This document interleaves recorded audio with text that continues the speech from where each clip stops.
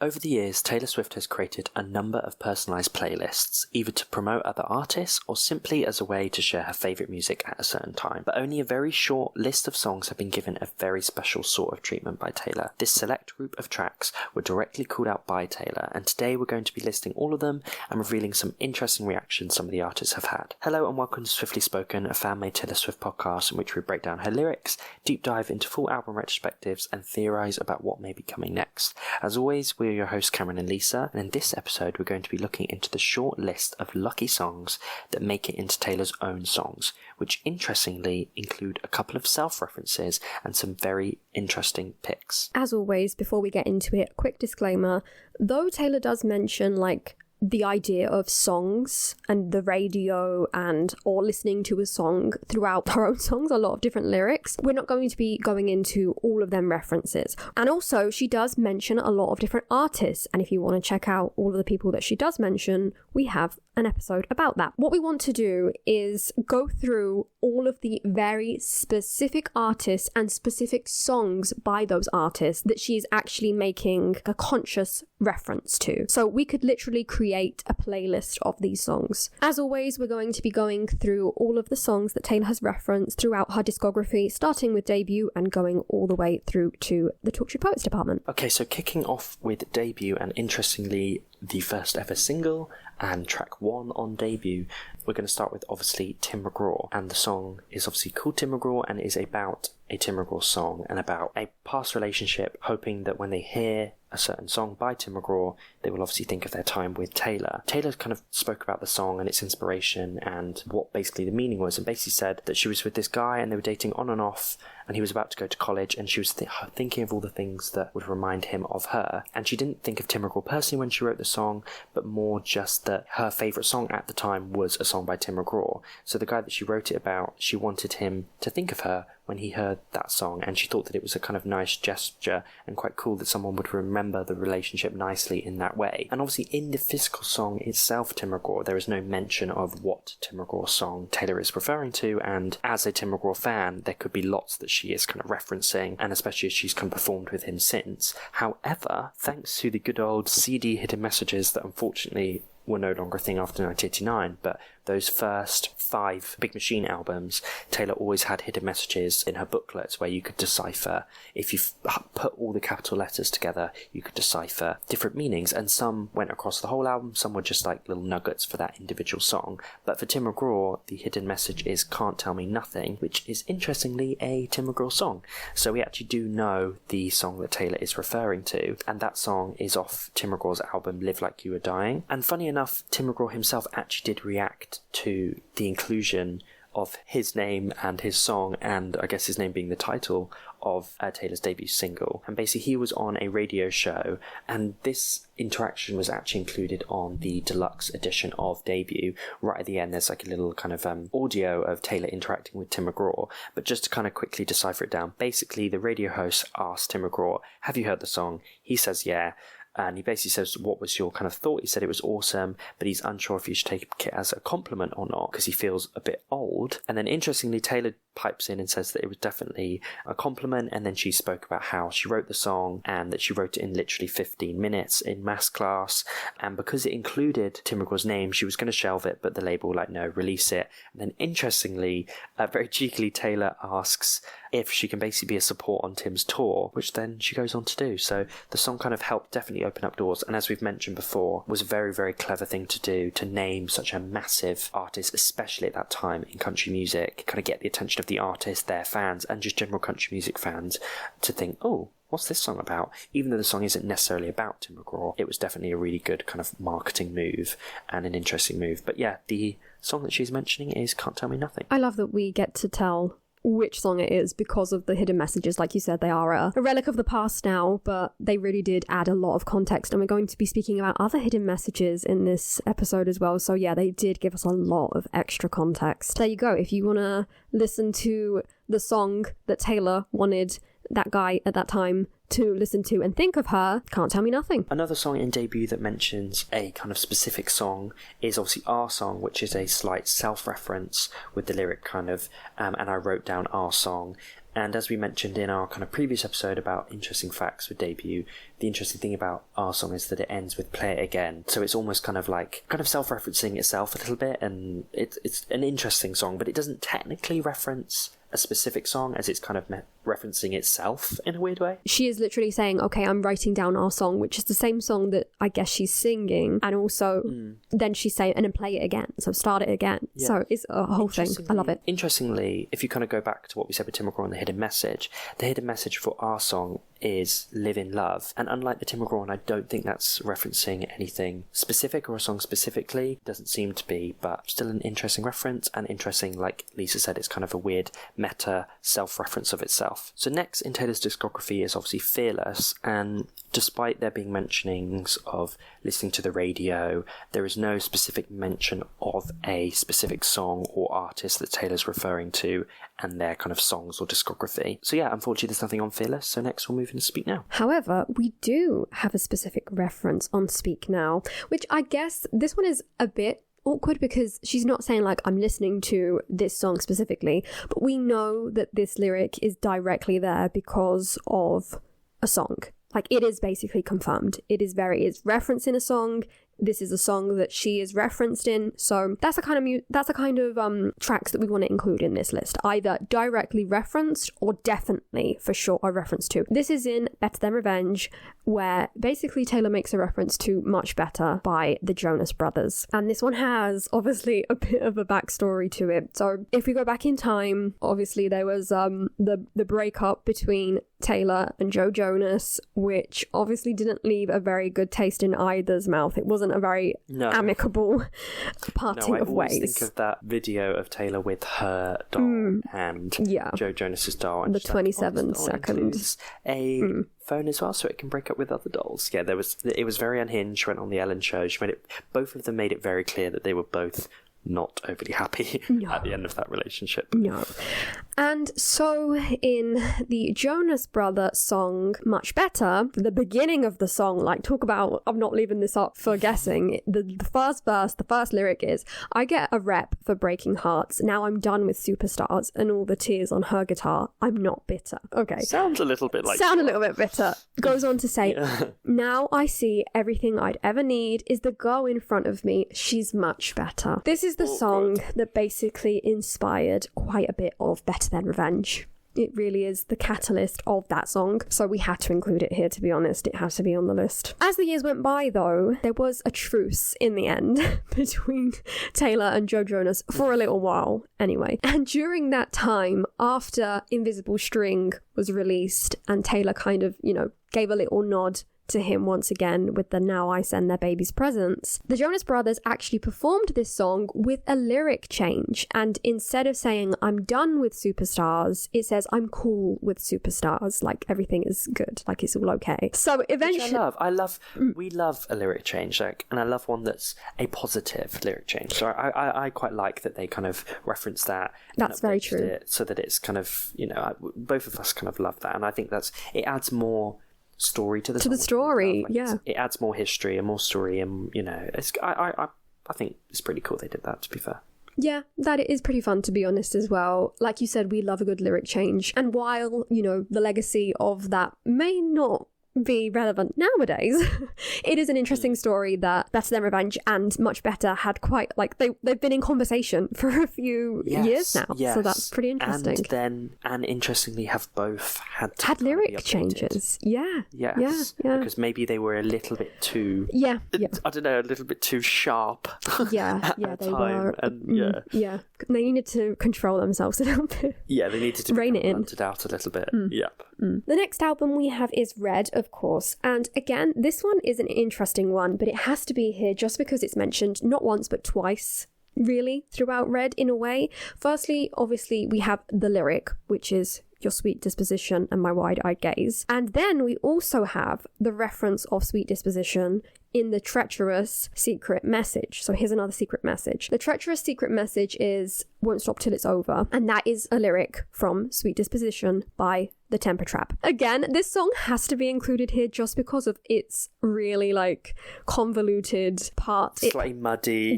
It has played in the making of Red. So, Sweet Disposition, from what we know, was at some point probably the favourite song of two different muses from Red. So as for the reference on All Too Well, Sweet Disposition supposedly is there because it may have been Jake Gyllenhaal's favourite song at some point. That's why it would be referenced in All Too Well. As for the secret message of Treacherous, some people believe that it's a reference to the tattooed lyrics that Harry Styles had put on him of, again, Sweet Disposition, his favourite song for a period of time. And unfortunately, he had the wrong lyrics tattooed. So he had Won't Stop Till We Surrender, and the real lyrics are Won't Stop to Surrender. So there you go. Many, many connections of this song with songs on Red and secret messages and bodged tattoos, basically. Yeah, and interestingly, Taylor then got the correct message, didn't she? Yes. Written out and signed by the band. So at some point during the Red era, Taylor did meet the Temper Trap,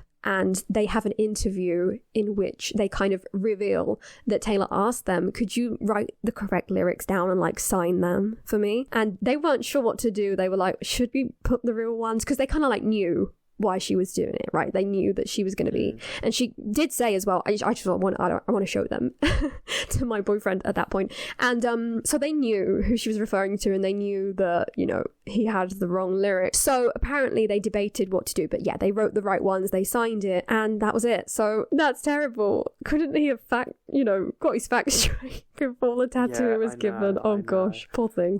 He's had it covered since then. But then Taylor kept that frame, didn't she, for a very long time? Yes. Unfortunately, it would seem that the signed lyric didn't make it to him in the end, but it could be seen in some pictures at Taylor's house for a little while. Who knows where it's ended up now? But yeah, an interesting long story that went on for a few years with this Sweet Disposition lyric that then made it onto Red one way or another. Red has a second named musician on its lyric booklet track list, which is obviously James Taylor, and this is in the song Begin Again, and the lyric from Begin Again is, you said you never met one girl who had as many James Taylor records as you, but I do. Obviously this is an unnamed James Taylor song, however it is referencing him as his discography. As kind of Lisa said earlier, we're not just necessarily chatting about people that Taylor mentions, because obviously there's a certain song like Dear John that you could discuss as potentially about a musician. However, that is not discussing that like specific music. Yeah. If you didn't know, James Taylor is an American singer-songwriter, 6-time Grammy winner. So very famous, very successful. However, Taylor and James Taylor have had kind of an interesting kind of interaction, because basically they first met 2008 in New York City at a teenage pregnancy kind of benefit concert, where Taylor obviously spoke to James Taylor and said that she loved his music, and that interestingly her parents named her after him, which is kind of must have been mad for her to meet him, and also quite mad for him to then be kind of told that, like, you know what I mean, that's like, wow, this is mad that you're named after me. But then they kind of formed a bit of a friendship, and Taylor and James Taylor performed Fire and Rain and 15 together at Madison Square Garden on November 22nd, 2011, and that was at the final concert of Taylor's Speak Now World Tour. And then Taylor then returned the favour, and she appeared as a special guest at one of James Taylor's concerts on July 2nd, 2012. An interesting kind of interaction, and a shame that we don't know which song is her favourite. Yeah, but I suppose it's just she has all of his records, so she's clearly like a mega fan. That's kind of what she's mentioned saying. So next in Taylor's discography is obviously 1989, and again, similarly to Fearless, even though there is mentions of songs and even musical kind of eras and sounds like New Romantics, there is not a specific mention of an artist's discography or a specific song. So we'll be moving on from 1989 and into Reputation. As for Reputation, we do have a specific song mentioned, and very obviously there's a reason behind it. So this is The A-Team by Ed Sheeran. It is on Endgame, in which Ed Sheeran is a feature. So it's a self-reference to his hit song from his debut album Plus. The original The A-Team song is a folky song by Ed from his debut album that blew up back in the day, and it's quite dark. It's about a sex worker who is addicted to drugs. They are addicted to a specific class A drug, and it was written after Ed had visited a homeless shelter and had seen the effects on people. So it's very profound. But in Endgame, the reference is more playful, like nodding towards it's more just Ed. A playful, Ed is a feature in this song, and I want to be your A-Team, not in the sense of, you know, what he's singing about, but in the sense of I want to be, you know, part of, like, on top of your list, basically. But yeah, it's just a playful reference to Ed as he is on the song and, you know, on his chart-topping song from back in the day, really. If you are interested in any of Ed and Taylor's songs, then make sure you check out our episode about Sheeran and how they wrote Everything Has Changed and Endgame together. I don't think we mentioned Run because it was previous to Red Taylor's version. I think we potentially mentioned it exists when it was kind of written. Yeah, exactly. How it was conceived. But we didn't know. I think it was potentially what it was about. Red TV. But it's still a really interesting episode, especially if you're an Ed/Taylor or both fan. And figuring out, like, how they came to terms with the lyrics of their first collaboration and how that led to the second one and how finally we get the reveal of the third one, which was really actually more like... And technically a fourth. Yes. As well with the remix, True. Very true, yes. So yeah, make sure to check that out if you are interested. So next, obviously chronologically, is Lover. And in the opening track, we have the lyric, in my feelings more than Drake, so yeah. Which don't. I'm sure if you're a listener, you know our feelings on that lyric and the song overall. But obviously this is basically... What this is kind of mentioning is that Taylor's in her feelings, which is a phrase that basically means you can't escape from what you're thinking about. And In My Feelings is a Drake track about kind of wondering if someone still loves him. It was very, very famous. You probably know it from the lyric like, Kiki, do you love me? But yeah, that was a reference to Drake. And interestingly, during the kind of me/early Lover promo, when Taylor was kind of leaving Easter eggs of what was to come, for Entertainment Weekly, she wore like a denim jacket with lots of different badges referencing all sorts of interesting things, one of which had a Drake pin, and at the time we thought potentially that was a collab. However, I'm guessing that it was referencing this lyric. Interestingly, there was also a Selena Gomez pin that never seemed to lead to anything.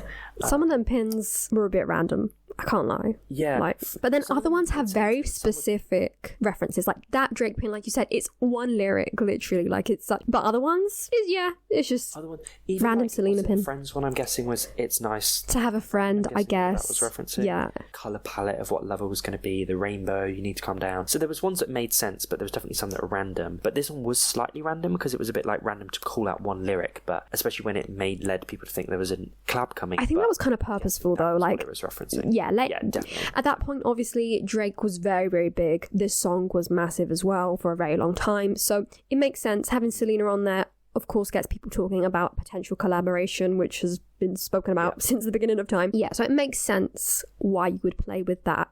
In the end, it did make reference to I Forgot That You Existed. In a way, it's probably for the best. Yeah, and not my favourite kind of reference. I feel like other references are more interesting. I feel like this one, even just the way the line's delivered, I'm never the biggest fan in My Feelings more than Drake, so yeah. Oh, it's just that so Moving swiftly on. Okay, let's, So next up, we have another song from Lover, which is London Boy, which we've decided to include this one as well because of a very specific song that we think it really is, basically. It's basically almost confirmed. It makes the most sense. So in the lyric, Taylor says, you know, I love Springsteen, faded blue jeans, and Tennessee whiskey. So she's, you know, speaking about all of these things that she really loves from where she comes from. And this is an unnamed Springsteen song, really, that she's speaking about. In general, she's saying that, you know, she just loves listening to Bruce Springsteen. But we think because of the context of the song, it's probably Born in the USA. I think it makes the most sense. Yeah, I think so. The whole kind of, that whole intro to London Boy is basically saying what she loves about America and being American. That's it. And he loves my American smile. Yeah. The song Born in the USA is the most clear song that potentially that is referencing, especially then when she turns it all around and goes, but I bloody love a London boy. You know what I mean? That's kind of what she's referencing. But no, Born in the USA seems to be the most sense, but yeah, it's not confirmed, but it is an unnamed Springsteen song. And because she's referencing his music, that's why we've included him in the list. Exactly. So next we have Folklore, and Folklore has a really, really interesting musical/song reference, and that is on Invisible String, and the lyric is, bad was the blood of the song in the cab on your first trip to LA. And this is a self-reference, similarly to our song, and also Ed Sheeran self-referencing himself. Taylor self-references herself in Invisible String, and this is obviously referencing the song Bad Blood, basically how they were connected, and there was this weird invisible string, and how they were kind of doing things not knowing that it was potentially meeting each other. And interestingly, her lover's first time being in LA, the first song that he kind of heard was Bad Blood, obviously by Taylor. But I really, really love the way she says it, like bad was the blood of the song. I love that, how in Invisible String she does that. Green was the colour of the grass. Yes, exactly, yes. So no, I really, really love that, and I love the self-reference. I love things, I love just, like Look What Made Me Do is like wild for me, like self-reference. I love shit like that.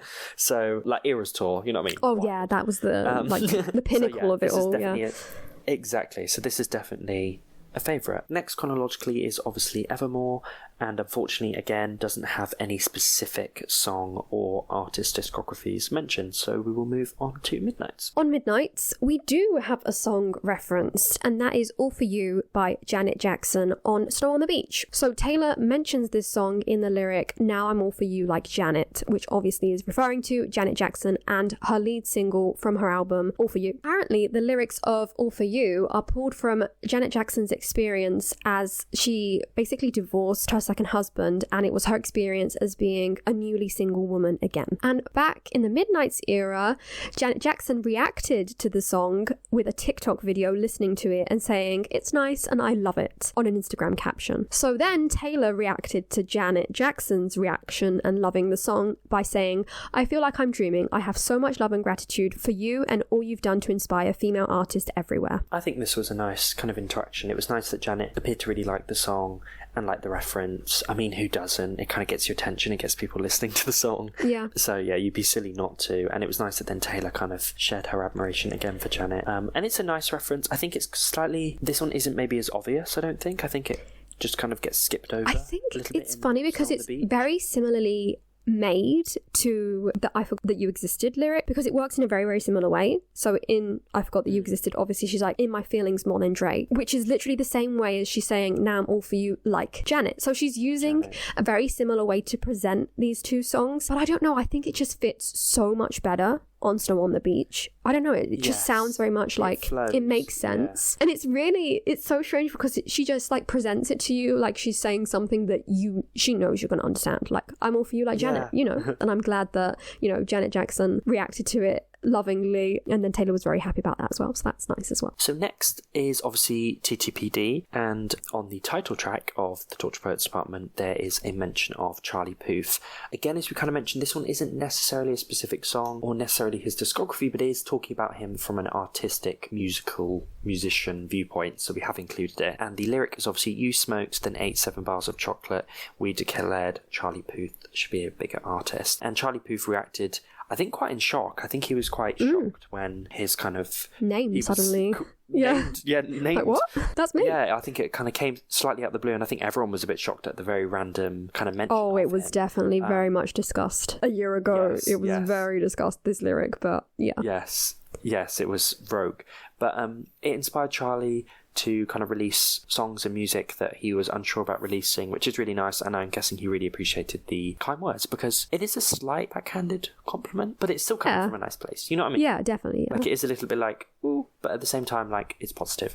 So that is the first mention on TTPD. So kind of like Cameron mentioned with Dear John, there are other songs, or even in the Tortured Poets Department, Taylor does mention other people who are artists, but not from either an artistic point of view, nor is she speaking about their discography or any music made by them. So for example, Jack is obviously a clear reference to Jack Antonoff, but she's not saying like, oh, I really enjoy the Bleachers' new album. So it's kind of like, I've got all of Jack's records. Exactly. Yeah. So even though he is mentioned, it's not in like an artistic capacity, or we can't really pinpoint it to a certain song or a discography. So a different context to the mention. So we'll leave it at that. Yeah, there's always definitely nuances whenever we do these of like, do you include this or do you not? And if you do kind of include everything, then you are just like opening the like floodgates, just so many things. So often with these, we do have to kind of put rules in place so that it's concise, it's informative, and not just like, oh yeah, here's the time that she said I play the radio. You know what I mean? Like, because there's so many mentions of stuff like that, or people and things, but it does make it sometimes tough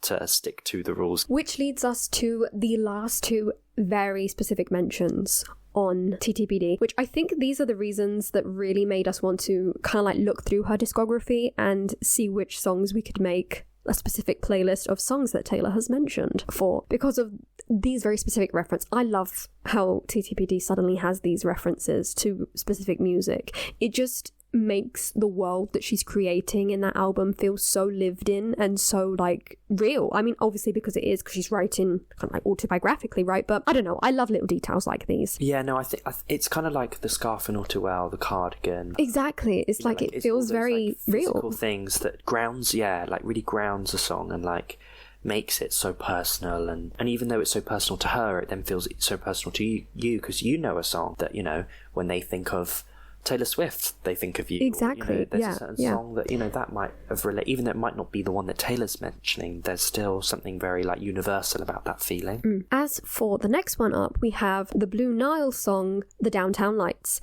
And in this one, obviously Taylor mentions this in Guilty as Sin, in which she opens up the whole song with drowning in the Blue Nile, he sent me downtown light. Obviously the reference is, it's very cleverly playing with the language of saying, again, like a double entendre, you are drowning in the Blue Nile. Like she is in a very, like she says, my boredom's bone deep. But then suddenly this message appears of this person who's interested in you, sending you this bit of music that is about to affect your whole life, basically. It's just, I hadn't heard it in a while. Yeah, no, I love this. This is again a really, really clever one, similarly to the Invisible String one, where it's like the way that it's lyrically said, rather than just like, oh yeah, I was listening to Downtown Lights by the Blue Nile, but to say it in a way that's like, I know, drowning in the Blue Nile.